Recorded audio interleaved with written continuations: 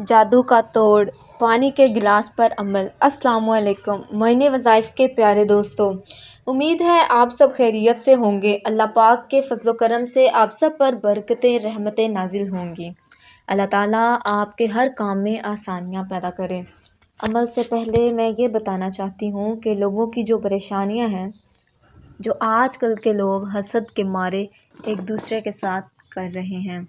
حسد کی آگ میں لوگ اتنا آگے چلے جاتے ہیں کہ جادو کے ذریعے اپنے پیاروں کو جان سے مارنے کے تعویذ کرواتے ہیں۔ آج کل دیکھا جائے تو سب کے سننے میں یہی آتا ہے کہ جادو ہو گیا ہے ہم پر، کسی نے جادو کروا دیا ہے، کسی نے خاندان سے کروا دیا ہے، کسی نے حسد کے مارے کروا دیا ہے، کوئی جائیداد ہڑپنا چاہتا ہے، کوئی رشتے خراب کرنا چاہتا ہے، کسی کو کسی کی خوشی برداشت نہیں ہو رہی۔ حسد کے مارے لوگ اتنا کر جاتے ہیں کہ اتنے تعویذ کرواتے ہیں کالے جادو کے کہ انسان کو مارنے کی حد تک چلے جاتے ہیں۔ یہ بھی نہیں سوچتے کہ انسان کی جان کتنی قیمتی ہے، اور اس میں کوئی شک نہیں ہے کہ میرا رب موت اور زندگی کا فیصلہ کرنے والا ہے۔ اب جادو کی جو علامات ہیں وہ بہت دیکھنے میں آتی ہیں، جیسے کہ فرش پر خون کے دھبے، پانی کی چھینٹیں آنا، سوتے سوتے برے خواب آ جانا، اچانک سے اٹھ جانا، راتوں میں آوازیں آنا، پیچھے سے آوازیں آنا، سایہ نظر آنا، ہر وقت عجیب خیالات آنا، اور لوگ اس کا توڑ کروانے کے لیے، اس کا علاج کروانے کے لیے مختلف جو ہیں وہ پیر ہوتے ہیں ان کے پاس جاتے ہیں، اور جو ہے وہ دم وغیرہ کرواتے ہیں۔ اب پیر اللہ تعالیٰ کا کلام پڑھ کر پھونک مارتے ہیں، دعا کرتے ہیں، اپنے رب سے التجا کرتے ہیں، ان کو کچھ دن آرام آتا ہے، اس کے بعد پھر وہی حالت ہو جاتی ہے۔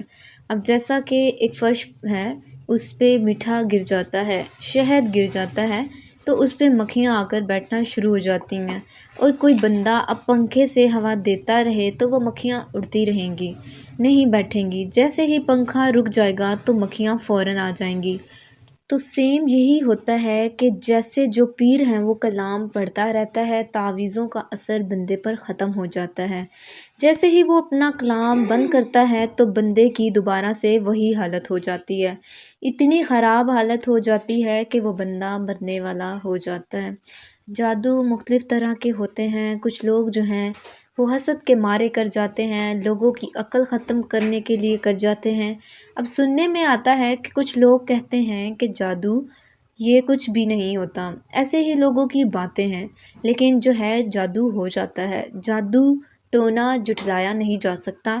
ایک روایت میں آتا ہے کہ آپ صلی اللہ علیہ وآلہ وسلم کو ان سے پناہ مانگنے کی تاکید فرمائی۔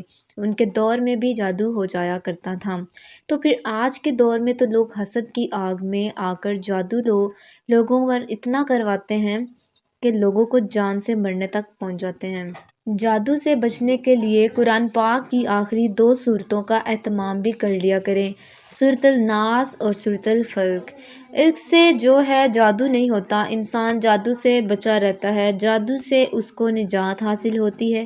نیت کے ساتھ کریں گے تو انشاءاللہ آپ کو فائدہ حاصل ہوگا۔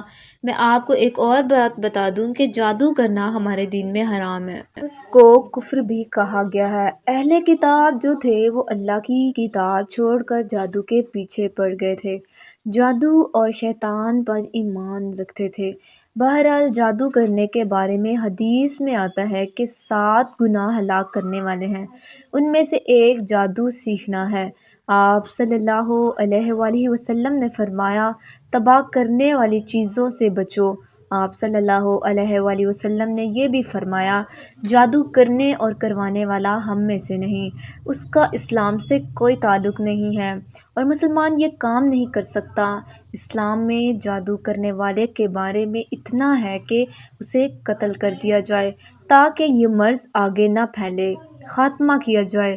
اور اگر جادو کرنے والا مطلب جس کو جادو آتا ہے، اگر وہ شخص زندہ رہا تو وہ اگر خود نہ بھی کرے تو دوسروں کو جادو سکھا دے گا، پھر وہ آگے کرتا جائے گا، پھر وہ آگے سکھاتا بھی جائے گا، اس طرح تو جادو جو ہے آگے آگے پھیلتا جائے گا۔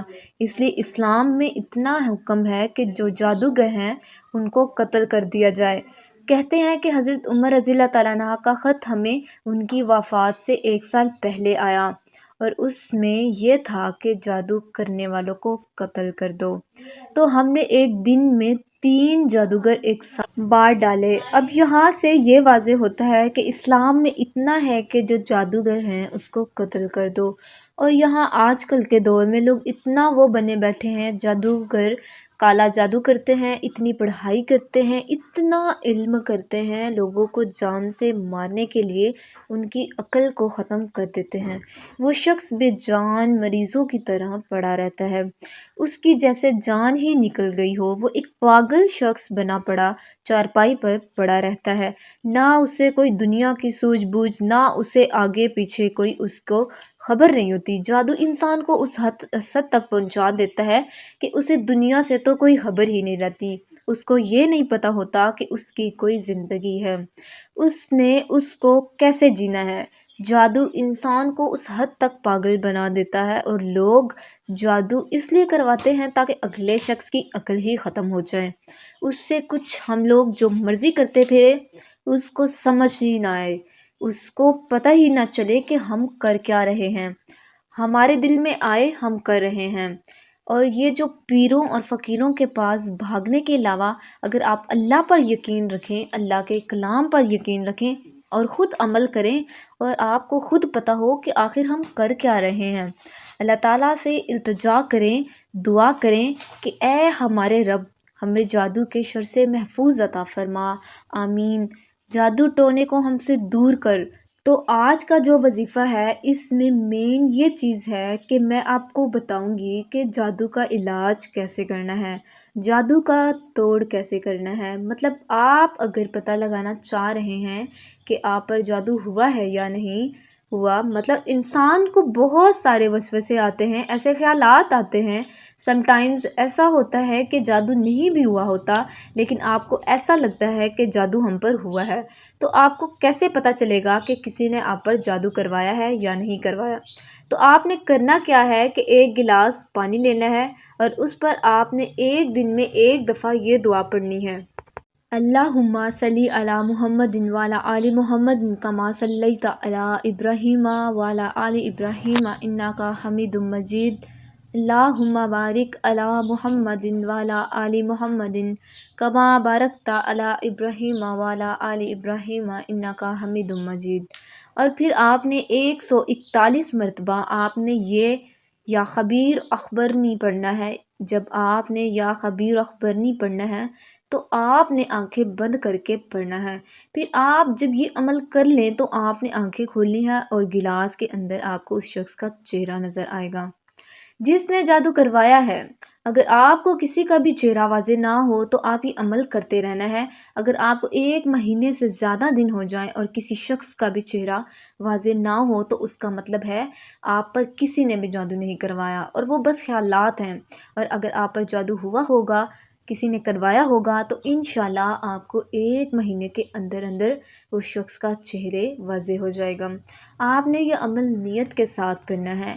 اب میں اجازت چاہتی ہوں، اپنا خیال رکھیے گا، اللہ حافظ۔